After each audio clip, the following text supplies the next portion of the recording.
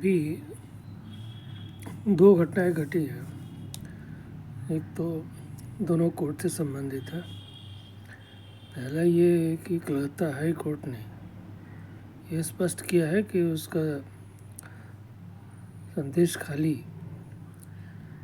जो जगह है और शेख शाहजहाँ को लेकर के वो उपद्रव मचा हुआ है, तो वहाँ पे कोर्ट की कोई भूमिका नहीं है।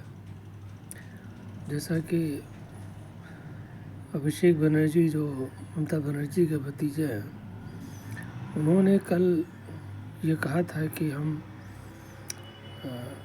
चाहते तो है शाहजहाँ को गिरफ्तार करना, लेकिन कोर्ट ने उस पर रोक लगाई हुई है। ये हतप्रभ करने वाली बात थी। खैर, झूठ बोलना कोई मामूली चीज़ है नेताओं के लिए, और आज वो साबित हो गया जब कलकत्ता हाई कोर्ट ने कहा कि हमारी कोई भूमिका ही नहीं है। हाई कोर्ट ने कभी नहीं किसी भी तरह का कोई स्टे, स्थगन या प्रतिबंध शेख शाहजहाँ के गिरफ्तारी पर नहीं लगाया है, बल्कि उसने ये कहा, कलकत्ता हाई कोर्ट के जज ने, कि आप इसको तुरंत गिरफ्तार करें।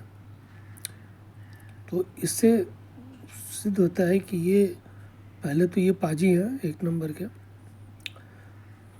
ये उसके साथ मिले हुए। मुझे तो कभी कभी संदेह होता है कि शेख शाहजहाँ कहीं ममता बनर्जी के घर में तो छिपा हुआ नहीं है। तो इस तरह की राजनीति की करती हैं, और जितने छिछले और फूहड़ और नीच से नीच पतित गिरा हुआ आदमी आप ऐसी मुख्यमंत्री हो सकती है, तो कोई आश्चर्य नहीं है कि वो अपने ही घर में उसको छुपा कर रखी हो। बहरहाल कलकत्ता हाई कोर्ट ने अगर ये स्पष्ट कर दिया है, उसके बाद से सरकार को कोई बहाना नहीं है। वहाँ पे कलकत्ता हाई कोर्ट में जब ये जस्टिस ने कहा, न्यायाधीश महोदय ने जब ये बातें कही, तो उसी समय पश्चिम बंगाल के वकील को ये कहना पड़ा कि हम 7 दिनों के अंदर इनको हम गिरफ्तार कर लेंगे। सवाल ये है कि ये काम इतना लेट से क्यों हुआ? ये पहले क्यों नहीं हुआ? ये 7 दिन पहले हो सकता था। मुझे लगता है कि 7 दिन तक समय जानबूझ करके इसको लिया गया ताकि उसके तृणमूल कांग्रेस के नेताओं के साथ जो भी साक्ष्य हों, एविडेंसेस हों, उनको डिस्ट्रॉय किया जाए। और जब सब कुछ साफ हो गया, सारे सबूत मिटा दिए गए, सारे एविडेंसेस हटा दिए गए, तो उसके बाद से अब ये अपने आप को पाक साफ करने के लिए ये बंगाल सरकार आज इसने बात मानी कि 7 दिन के अंदर शेख शाहजहाँ को अरेस्ट कर लेंगे। कमाल है। दूसरा, एक उन्हीं के शिष्य हैं अरविंद केजरीवाल उर्फ माफ़ीवाल। इन्होंने किस से नहीं माफ़ी मांगा। आरोप लगाते हैं नितिन गडकरी से लिखित माफ़ी मांगी, स्वर्गीय अरुण जेटली से माफ़ी मांगा, क्योंकि उन्होंने बेमतलब का आरोप लगाया था। और आज सुप्रीम कोर्ट में फिर एक बार उन्होंने माफ़ी मांगी कि उन्होंने ध्रुव राठी जैसे यूट्यूबर के यूट्यूब पे जो भी उन्होंने वीडियो अपलोड किया था, उस वीडियो को इन्होंने रीपोस्ट किया था और वहाँ पे कोर्ट में खींच लिया गया। अब कोर्ट में जाकर ये माफ़ी मांग रहे हैं, और माफ़ी में ये तो खैर इसकी आदत है, वो तो 50 लाख 1 करोड़ माफ़ी मांगने कोई दिक्कत नहीं है। वो ऐसे ही खड़ा होकर के थूक के चाट के थूक लेगा। ऐसा मुख्यमंत्री दिल्ली में मिला है। तो ये दूसरा समाचार है। और एक और घटना घटी है, लेकिन उसकी चर्चा हम कभी करेंगे विस्तार से, क्योंकि वो घटना है तो बहुत मामूली सी, लेकिन इसका महत्व बहुत ज़्यादा है। अब देखिए, अरविंद केजरीवाल ने कल कहा कि आपके पानी के बिल हम माफ़ कर देंगे, चूँकि आपके साथ अन्याय हुआ है। किन्हीं को 2-2, 3-3 लाख, 4-4 लाख रुपए का बिल आया है। ये अन्याय तो है, ये भ्रष्टाचार है। और मेरे ही विभाग में भ्रष्टाचार है, चूँकि दिल्ली जल बोर्ड तो दिल्ली सरकार के अंडर में है, उनके मंत्री वहाँ पर हैं सौरभ भारद्वाज, और उनके सामने उन्होंने कहा कि भ्रष्टाचार है, लेकिन इसको रोकने का एक रास्ता है। क्या रास्ता है? वो रास्ता ये है कि आप लोकसभा में 7 सीट, आज तक ऐसा नहीं हुआ कि वो 7 सीट में जमानत बचाया हो। जहाँ तक मुझे मालूम है, हो सकता है मैं गलत हूँ, लेकिन जहाँ तक मुझे मालूम है, आप जो पार्टी है, ये दल है, लोकसभा चुनाव में दिल्ली में 7 सीटों से लड़ती है और हर बार हर सीट से वो जमानत जब्त होती है।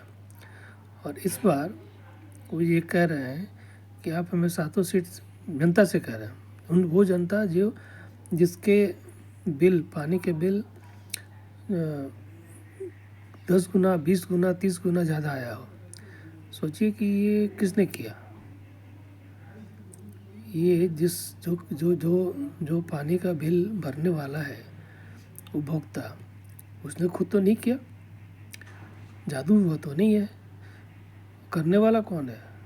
केजरीवाल है, केजरीवाल ही तो है। और केजरीवाल ही अब उन्हीं को बोल रहा है कि आप हमें वोट दे करके 7 सीट जिताइए। 7 सीट जीत करके जब हम आएंगे तो 15वें दिन, जीतने के 15वें दिन आपका हम बिल माफ़ कर देंगे। अब इसका मतलब समझिए कि ये क्या आदमी है, क्या खोपड़ी है। तुम अगर नहीं देंगे तो नहीं, क्या देंगे? 7 सीट तो जितने से रहा ये, कि तो 50 साल लग जाएगा इसको 1 सीट जीतने में। लेकिन जो लंठई है, इसको लंठई बोलते हैं, बदमाशी भी नहीं कहते हैं, बहुत चिप्पड़ टाइप का बदमाशी कहते हैं। कि पहले तो तुम्हारे घर पे पत्थर फेंकेंगे, आग जलाएंगे, घर जलाएंगे, गाड़ी जलाएंगे, और उसके बाद जब तुम्हारे पास आओगे तो हम कहें कि मेरे पैसा दो, तब हम तुम्हारा कुछ करेंगे। करोगे तुम, भरेगा कोई। और उसके बाद उसके तुम निर्लज्जता से बोल रहे हो कि हमको दो, तभी हम तुम्हें ठीक करेंगे। अब मान लो दे भी दिए तो 16वें दिन तुम क्या करोगे? क्या गारंटी है? 16वें दिन क्या करोगे तुम? 15वें दिन तो बाद माफ़ कर दो, 16वें दिन क्या करोगे? 16वें दिन मैं बताता हूँ क्या कर सकते हो तुम पहला तो ये कि 16वें दिन फिर वही बिल जनरेट करके 5 लाख फिर उसी से लोगे। फिर 17वें दिन तुम क्या नौटंकी करोगे?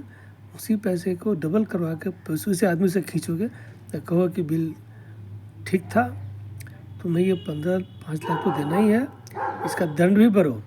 जब आप कहें कि भाई आपने तो वादा किया था, तो उसने वही यही कहा कि मतलब वादा तो किया था, वो हमने पूरा कर दिया, आपका बिल माफ़ कर दिया। लेकिन हमने ये तो कभी नहीं कहा कि दोबारा हम नहीं देंगे। कुछ भी कर सकता है। 15वें दिन माफ़ करके 16वें दिन आपको कहेगा कि फिर से दीजिए आप। ये है दिल्ली की जनता। असल में अपने आप को इतना बेवकूफ़ साबित कर चुकी है कि वो जानता है कि इनकी औकात इतनी ही है। केजरीवाल को पता है कि दिल्ली की जनता की औकात इतनी ही है। बिजली का बिल दे दो, पानी का बिल दे दो, और उसके बाद 30 करोड़, 40 करोड़, 50 करोड़, 1000 करोड़ जाके चंदा मांगेंगे। तुम्हारे से पैसा भी लेंगे, तुम्हारा चंदा भी, तुमसे चंदा भी लेंगे, और तुम्हारे माथा पर बैठ करके समझ लीजिए आप, ये है राजनीति।